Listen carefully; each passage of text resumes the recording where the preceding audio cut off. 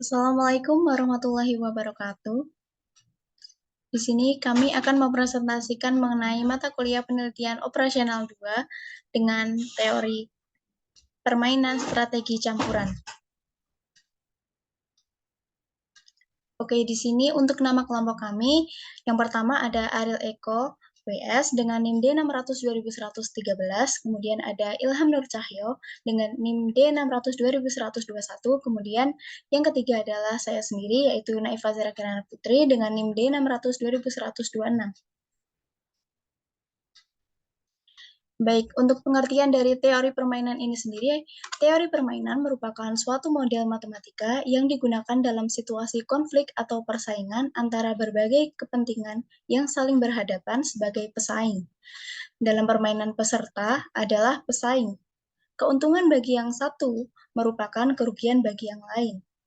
Model-model permainan dapat dibedakan berdasarkan jumlah pemain, jumlah keuntungan atau kerugian, dan jumlah strategi yang digunakan dalam permainan. Bila jumlah pemain ada 2, permainan disebut sebagai permainan 2 pemain. Bila keuntungan atau kerugian tersebut sama dengan 0, disebut permainan jumlah 0.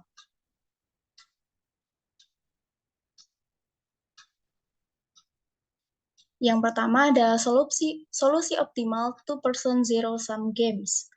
Ada 2 macam two-person zero-sum games. Yang pertama adalah jenis permainan strategi murni atau pure strategy game, di mana setiap pemain hanya menjalankan strategi tunggal. Dan kedua, permainan strategi campuran atau mixed strategy game, di mana kedua pemain menjalankan strategi yang berbeda-beda.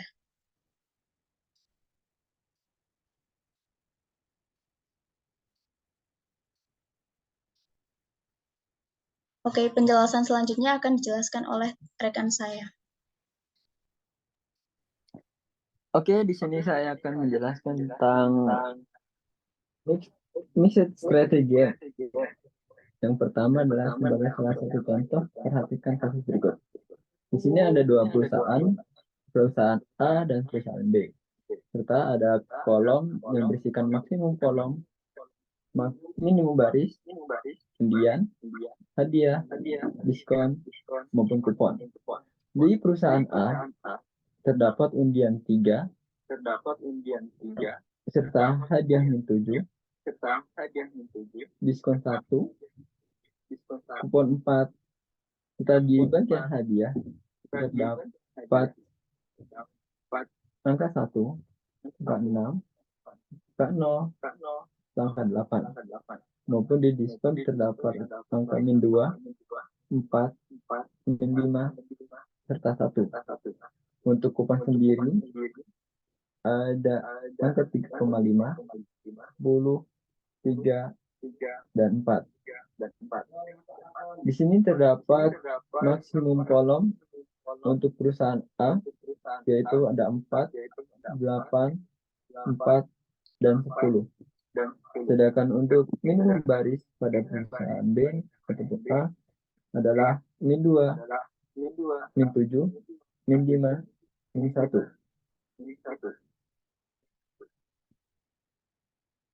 Oke, untuk slide selanjutnya.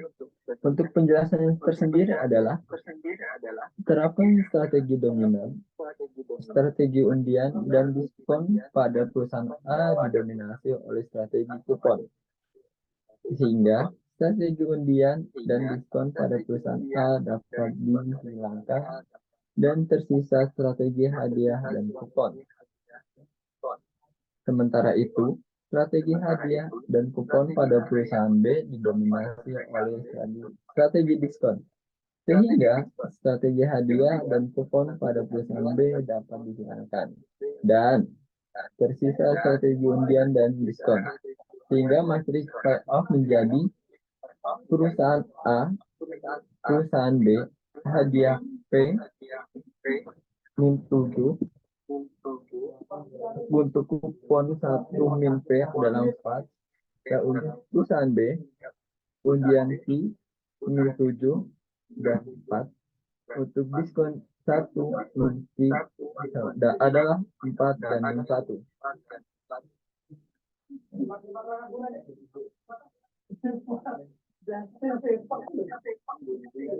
Baik, untuk selanjutnya akan dijelaskan oleh teman saya.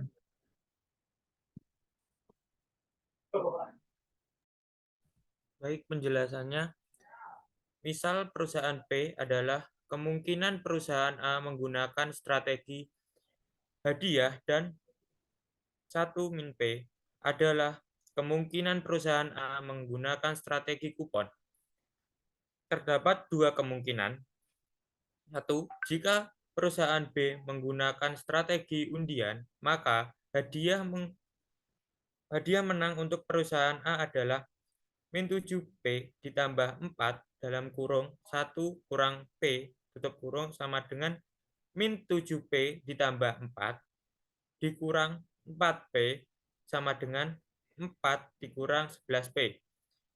2. Jika perusahaan B menggunakan strategi diskon, maka harapan menang untuk perusahaan A adalah 4P ditambah min 1 dalam kurung 1 kurang P tutup kurung sama dengan 4P dikurang 1 ditambah P sama dengan 5P dikurang 1.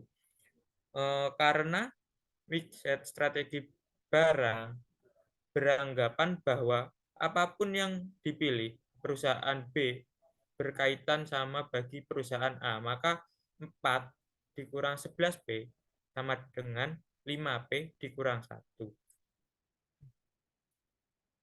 Min 11P dikurang 5P sama dengan min 1 dikurang 4 dikurang 16P sama dengan min 5P. Sama dengan 5 per 16 sama dengan 0,3125.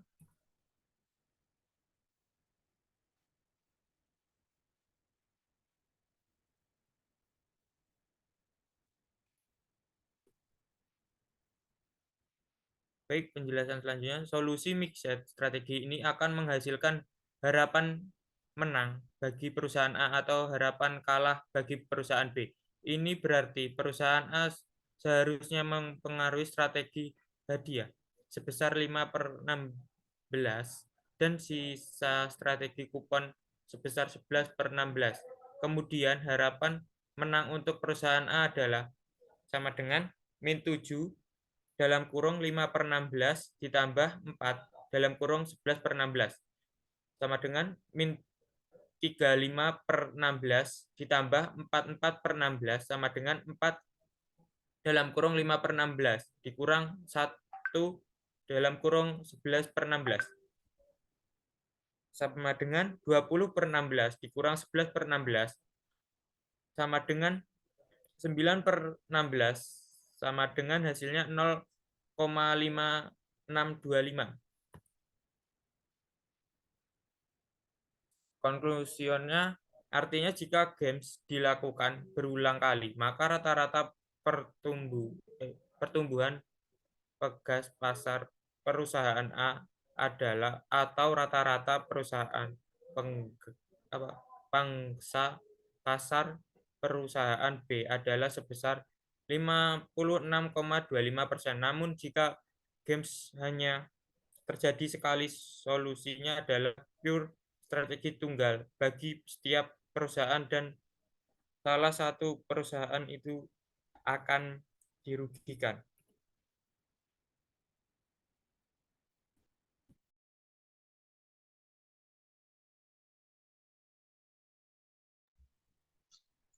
Oke, baik. Terima kasih atas perhatiannya. Mungkin ini sekian dari presentasi dari kelompok kami mengenai teori strategi permainan campuran, yang mana di sini kita menggunakan penyelesaian dengan variabel menang, hadiah, dan juga diskon. Di mana apabila kita ingin melakukan permainan yang hanya dilakukan oleh sekali, maka kita menggunakan strategi tunggal. Apabila kita menggunakan strategi campuran, maka games dilakukan berkali-kali. Mungkin cukup dari kami. Bila ada salah kata mohon dimaafkan. Wassalamualaikum warahmatullahi wabarakatuh.